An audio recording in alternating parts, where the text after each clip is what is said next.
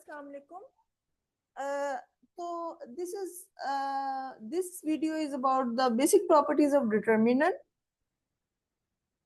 Basic property of determinants basically link करती है matrix operations के साथ। ठीक है, आपको पता है कि मैट्रिसेस के जो ऑपरेशंस हैं वो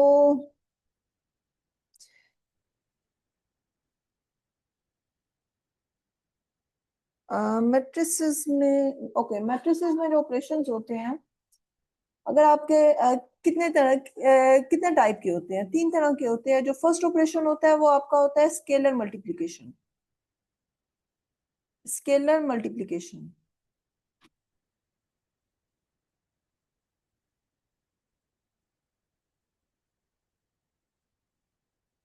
वो क्या है आपके पास? अगर आपके पास कोई भी स्केलर है, अच्छा यहाँ पे मैं रियल मैट्रिसेस ले रही हूँ, तो स्केलर जो है वो रियल नंबर सिस्टम से बिलोंग करेगा। और एक मैट्रिक्स है square matrix of dimension n। ठीक है, इज अ स्क्वायर मैट्रिक्स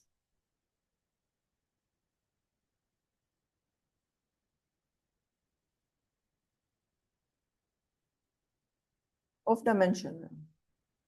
ठीक है, तो इस केस में जो आपका के ए है, that is the scalar multiple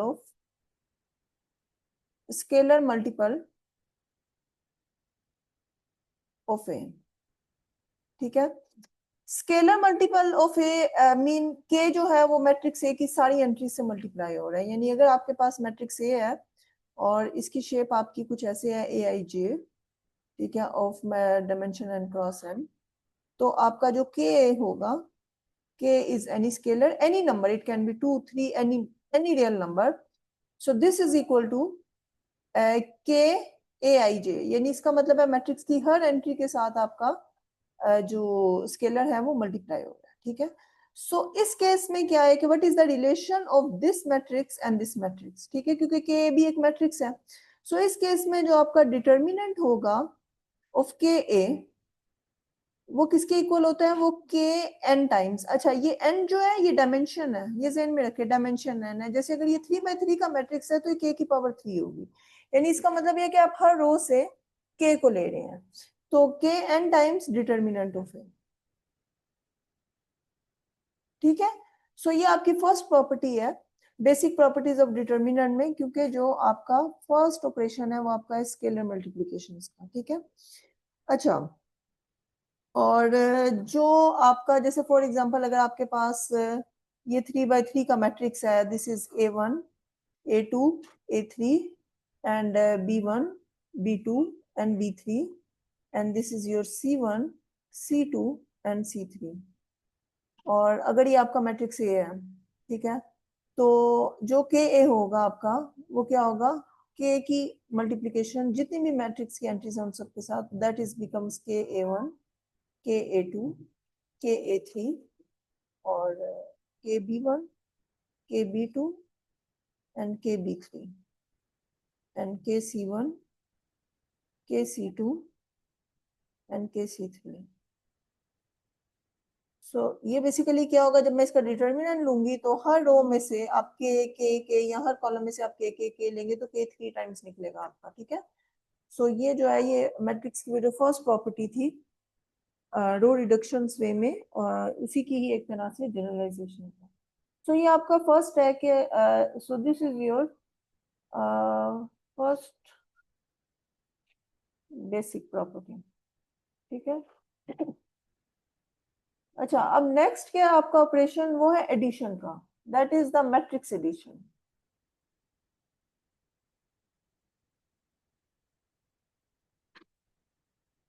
ठीक है, सो मैट्रिक्स एडिशन जो है उसमें यह है कि अगर आपके पास दो मैट्रिक्स हैं of same dimension, A B जो है वो मैट्रिक्स है, are the square matrix of same dimension N N. So इस केस में क्या है आपका जो ए प्लस बी जो होगा वो भी एक मैट्रिक्स होगा of same dimension. So question ये है कि what is the relations between the determinant of A plus B. क्या ये determinant of A plus B equal होता है determinant of A plus determinant of B के? इन जनरली ऐसा नहीं होता पॉसिबल, ठीक है, यानी कि ये इन जनरली पॉसिबल नहीं है। आप लेके देख लें, ये आपकी एग्जांपल 1 है, अगर आप देखें तो इसमें आपको दिखाया हुआ है कि जो मैट्रिक्स ए है आपका 2 by 2 के मैट्रिक्स लिए हुए इन्होंने। सो दिस इज 1 2 2 5, ठीक है। और जो बी मैट्रिक्स है आपका वो क्या है आपका, वो है 3 1 1 3। और जो आपका ए प्लस बी है वो इक्वल किसके हो जाएगा, वो आप corresponding एंट्रीज को ऐड करेंगी तो 1 + 3 जो है वो आपको मिल जाएगा 4, 2 + 1 जो है वो आपको 3 मिलेगा, 2 + 1 जो है वो 3 मिलेगा, एंड 3 + 5 इज 8, ठीक है। तो अगर आप देखें तो जो ए का डिटर्मिनेंट होगा वो किसके इक्वल होगा, वो 5 - 4 1 होगा। और जो बी का डिटर्मिनेंट है वो किसके इक्वल है, दैट इज 9 - 1 इज 8। और जो आपका ए प्लस बी का डिटर्मिनेंट है वो किसके इक्वल है, वो है 32 - 9। 32 - 9 जो है वो आपका क्या होता है, 32 में से अगर मैं 32 - 9 आपका आई थिंक 23 होता है, ठीक है। सो ये जो आपका मैट्रिक्स होगा, एक minute, so this is 23, okay. So अगर आप देखें तो मैट्रिक्स ए प्लस बी जो है, the determinant of matrix A plus B is not equal to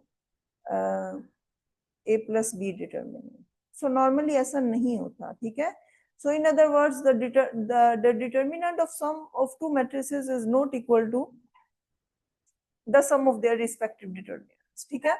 लेकिन एक पॉसिबिलिटी है और वो ये है कि अगर आपके पास एक मैट्रिक्स ए है, दैट इज समथिंग लाइक, मैं 3 by 3 एज एन एग्जांपल्स आपको एक्सप्लेन कर रही हूँ, ये जर्नली आप n/n के लिए भी कर सकते हैं, ठीक है। जैसे आपका डिटर्मिनेंट है वो a1 है, a2 है और a3 है। और जो सेकंड रो है वो b1 है, b2 है और b3 है। और जो थर्ड रो है वो आपकी c1 है, वो c2 है और वो c3 है। और जो आपका डिटर्मिनेंट b है वो फर्ज करें इक्वल है आपका a1 a2 a3, और ये आपके पास है b1 b2 b3। और ये लास्ट वाला जो आपका वो c1 प्राइम है, c2 प्राइम है और c3 प्राइम है। और इस केस में जो आपका डिटर्मिनेंट c है, अगर वो इस फॉर्म में हो आपका कि आपकी फर्स्ट रो और सेकंड रो सेम हो, a1 a2 a3, ठीक है। और जो आपकी सेकंड रो है वो आपकी है b1 b2 b3। और जो थर्ड रो है वो आपकी कोरस्पॉन्डिंग एंट्रीज का एडिशन है दोनों मैट्रिसेस की, c2 + c2 prime and c3 + c3। सो जब इस शेप में आपका जो डिटर्मिनेंट ऑफ c होगा वो आपका इक्वल हो सकता है determinant of a plus determinant of b, ठीक है। सो ये आपका, I think this is your theorem 2.3 सो ये आपका मैं लिख देती हूँ, एंटन की बुक में है theorem, this is 2.3.1 and which says, I mean ये जो मैंने आपको मैट्रिसेस फॉर्म में डिस्क्रिप्शंस दी हुई है यही इसी थ्योरम में लिखी हुई है, ठीक है। जैसे फॉर एग्जांपल अगर आपके पास एक मैट्रिक्स है दैट इज 1 2 1 0 3 2, और ये अगर आपके पास है 1 + 2 एंड 1 + 4 और 2 + 3, तो ये बेसिकली इसका डिटर्मिनेंट इक्वल हो सकता है by using this result. So this is equal to 1 2 1, the same row 0 3 2 and 1, क्योंकि ये आपकी फर्स्ट एंट्री होगी 1 1, और सॉरी ये 1 है आपका 1 1, so 1 1 और that is 2 plus this will be 1 2 1, the same row, ठीक है, and the other is 0 3 2 and the last one is 2 4 3। अच्छा एक बात ध्यान में रखिए, जरूरी नहीं है लास्ट वाली रो हो, ये आपकी जो है वो कोई भी रो या कॉलम का एडिशन में आ सकती है, ठीक है। सो ये आपकी ये जो प्रॉपर्टी है, सो ये कब होता है, जब आपका सी जो है वो इस शेप में है। ठीक है। अच्छा, अब लास्ट में जो आपका ऑपरेशन एक है वो है matrix multiplication.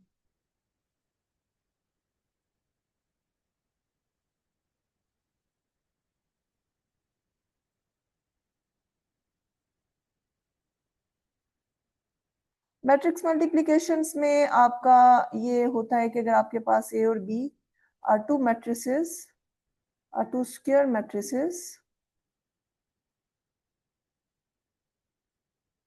Of same dimension,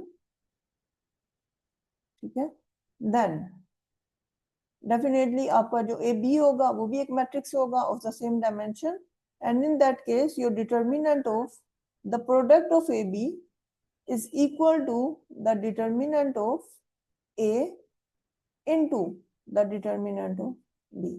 So matrix multiplications में ये आपका नहीं, मैट्रिक्स मल्टीप्लिकेशंस में आपका no, determinant of matrix product,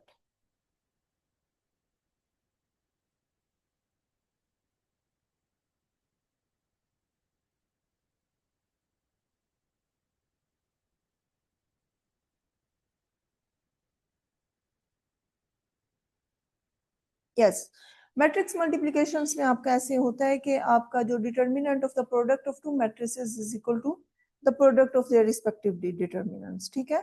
सो और लास्ट में जो एक और प्रॉपर्टी है वो आपकी है टेस्ट ऑफ इन्वर्टिबिलिटीज। ठीक है, टेस्ट ऑफ इन्वर्टिबिलिटी। टेस्ट ऑफ इन्वर्टिबिलिटी क्या होती है आपकी, एक बात जहन में रखें, ये मैं इन्वर्टिबिलिटी जो है ये product matrix, sorry, invertibility under multiplication की बात कर रही हूँ। ठीक है। सो उसमें क्या होता है कि अगर आपका मैट्रिक्स ए है तो उसके करस्पॉन्डिंगली जो इनवर्स मैट्रिक्स होता है वो इनवर्स होता है। ठीक है। इनवर्स कैसे एवेल्युएट करते हैं, जो भी है ये बात की बात है, ये आपको मैं डिटरमिन करना बता दूंगी, how to find the cofactors, the adjoint, and जिस तरह से भी करते हैं। So that is the inverse matrix, inverse of A under multiplication. ठीक है। इसमें ये होता है कि आपका ए की मल्टीप्लिकेशन ए इनवर्स के साथ, और ए इनवर्स की आप लेफ्ट साइड से ये ले या राइट साइड से, that is equal to the identity matrix, identity matrix of order n, क्योंकि आपका मैट्रिक्स ए जो है वो ऑर्डर एन का। सो क्वेश्चन ये है कि क्या हर मैट्रिक्स का इनवर्स एग्जिस्ट करता है। टेस्ट ऑफ इन्वर्टिबिलिटी में ये होता है कि अगर आपका if the determinant of A is not equal to zero, अगर आपका डिटर्मिनेंट नॉट जीरो हो तो इस केस में आपका ए इनवर्स जो है वो एग्जिस्ट करता है। ए इनवर्स ना सिर्फ एग्जिस्ट करता है बल्कि जो ए इनवर्स का डिटर्मिनेंट है उसको भी आप किस तरह से फाइंड कर सकते हैं, that is equal to 1 over determinant of. So this is the property about the invertibility. ठीक है। सो ये आपकी बेसिक्स प्रॉपर्टीज है, ये आपका सेक्शन नेक्स्ट सेक्शन है। और नेक्स्ट आपका joint of a matrix, cofactors, and how to find the inverse of a matrix. Okay, ये हम नेक्स्ट वीडियो में करेंगे, लेकिन अभी तक के लिए इतना ही। ठीक है।